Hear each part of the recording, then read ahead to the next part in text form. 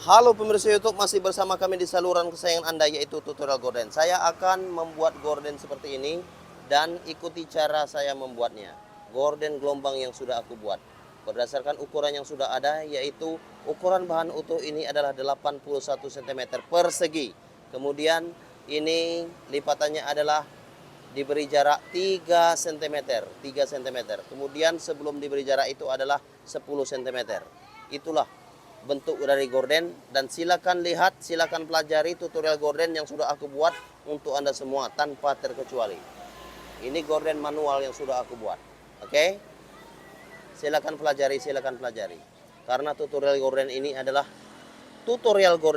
untuk Anda semua yang ingin belajar membuat gorden tanpa terkecuali. Itu adalah bentuknya keseluruhan dari gorden yang sudah aku buat. Terima kasih, terima kasih, terima kasih. Salam tutorial gorden. Yeah. Please share this video.